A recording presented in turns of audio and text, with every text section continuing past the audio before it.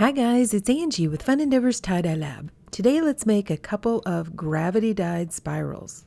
I soaked the shirts like normal, but this time I wrung them out by hand so that they were a little bit more damp than normal.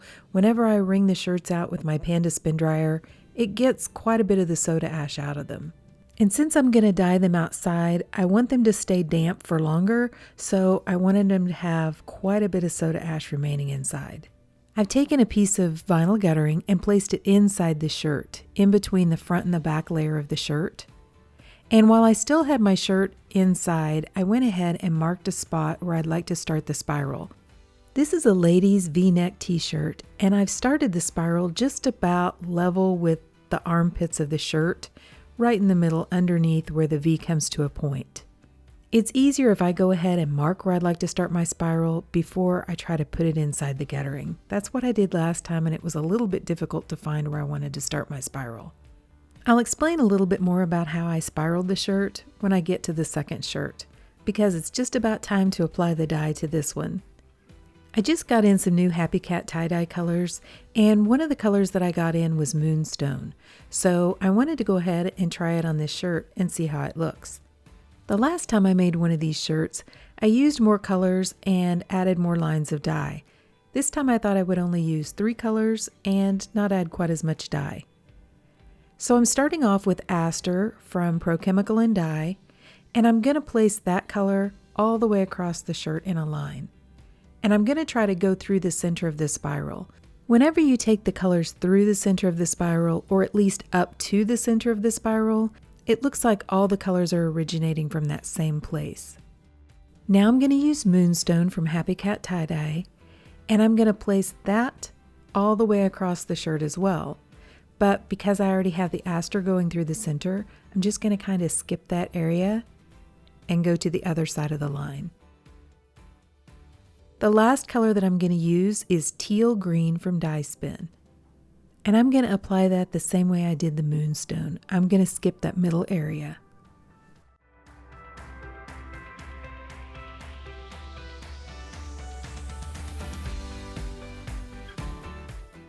Now I'm going to add some additional dry soda ash over the top of the dye, just because I'm going to put quite a bit of ice on top, and I want to make sure I don't accidentally wash out all of my soda ash, because the dye needs that to bond properly with the fabric.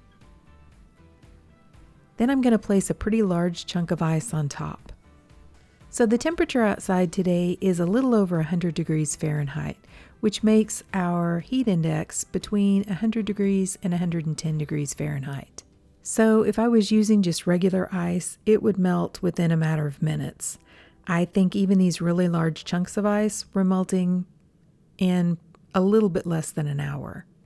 Okay, so let me explain my spiraling process a little bit more on this shirt. I've placed the spiral in a different spot on this shirt. On this shirt, I've placed it down in one of the lower areas of the shirt, and you can see the X that I drew on the shirt. Because the shirt was so damp, the X kind of transferred to another area on the shirt as well. But because it's a washable marker, it'll wash right out. I'm attaching my locking tweezers to the shirt, then I'm placing my splatter guard on with the flat side against the shirt.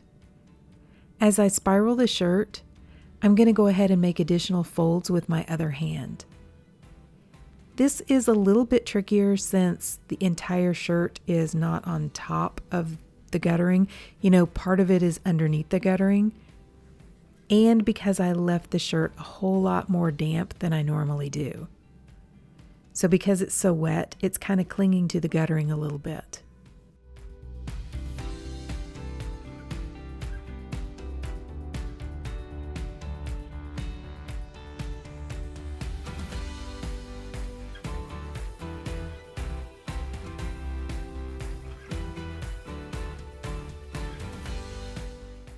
When I get the shirt spiraled as much as I can, I'm going to take the rest of the fabric and kind of smush it in toward the center of the spiral.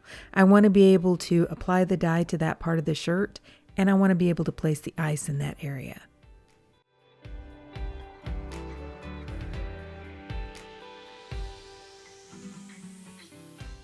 For this shirt, I decided to use another one of the new Happy Cat tie-dye colors that I got, and a couple other colors that I don't use a whole lot.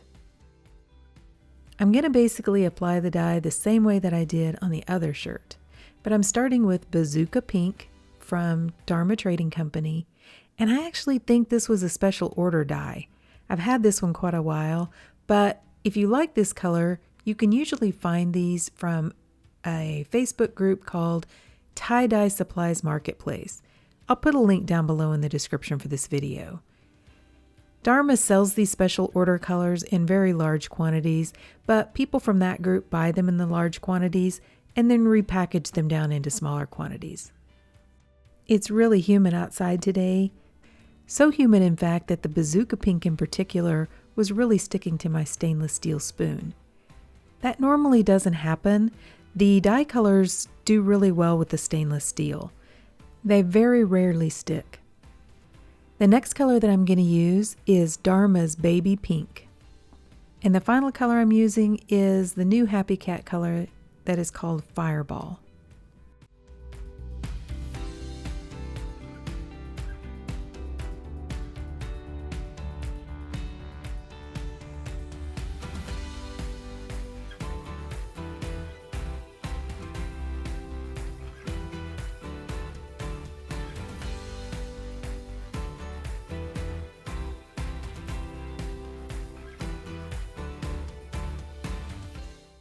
After I apply some more soda ash, I'm going to add another large chunk of ice on this shirt as well.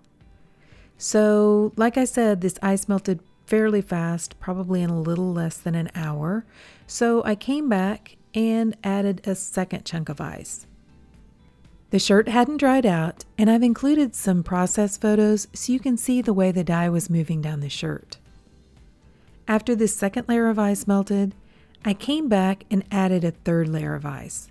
I added the third layer of ice partially to make sure the shirt didn't dry out and to go ahead and dissolve just a little bit of undissolved dye that was on top.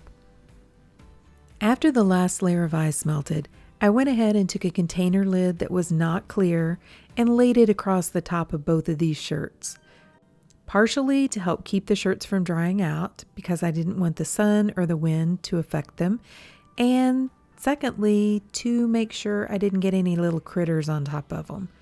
You know, I am doing this under the tree, so I have squirrels and birds and other things that get a little curious about what's going on. Then I left the shirts outside for probably about a day and a half.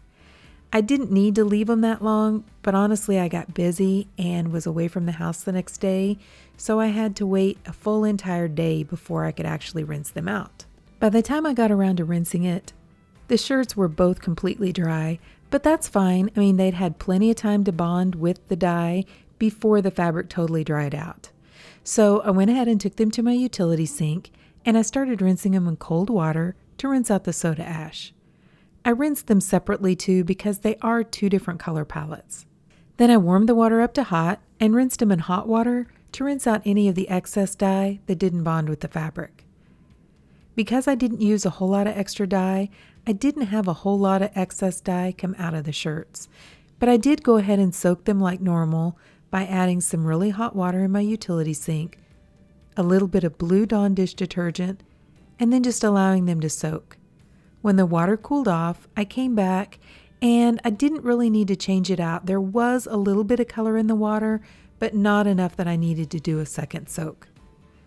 Then I put the shirts along with some Dharma's professional textile detergent into my washing machine and I washed them using a hot water cycle.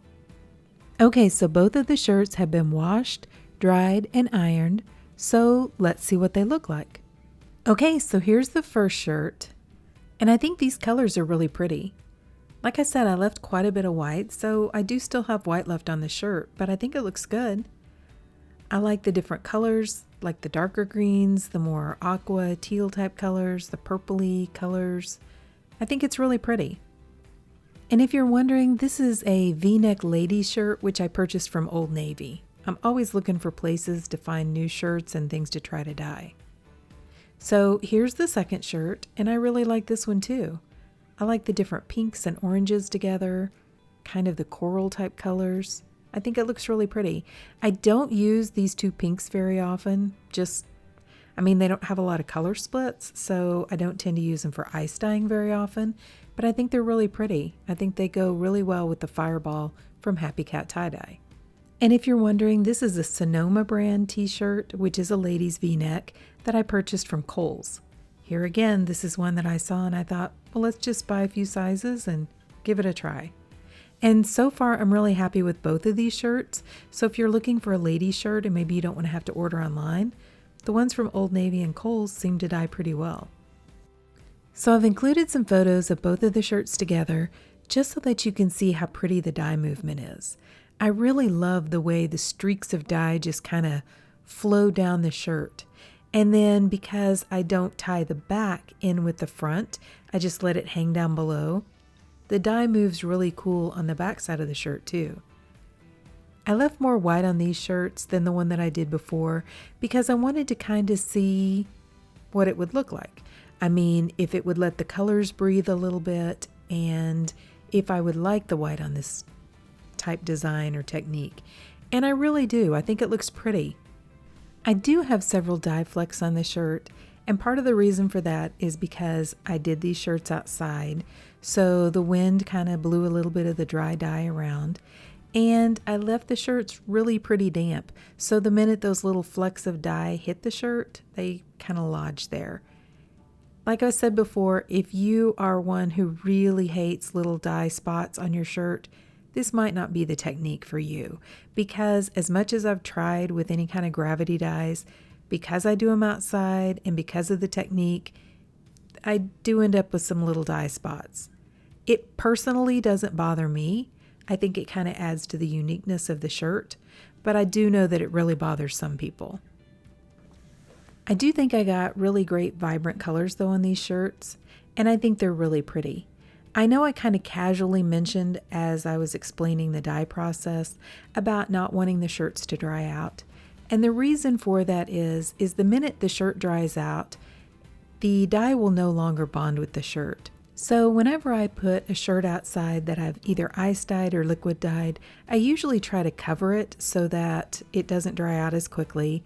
And I will come back to and periodically spray it with some soda ash solution to keep it from drying out. I didn't do that with these shirts, partially because I left them pretty damp whenever I went ahead and wrung them out. And then I also kept adding enough ice to the top that I kept plenty of liquid flowing through the shirt, and they didn't dry out. They did eventually dry out, but because it was so hot, they had had more than enough time for the dye to bond with the fabric. The hotter it is, the less time the shirt has to process to get nice, bright, vibrant colors.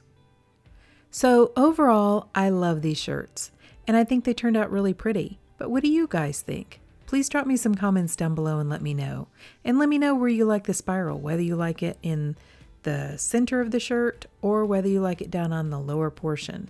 And if you've enjoyed watching me make these shirts, I sure would appreciate it if you would like the video and if you'd subscribe to my YouTube channel. If you'll hit the bell, you'll receive a notification whenever I upload a new video. Thank you all for watching, and I hope you have a great day.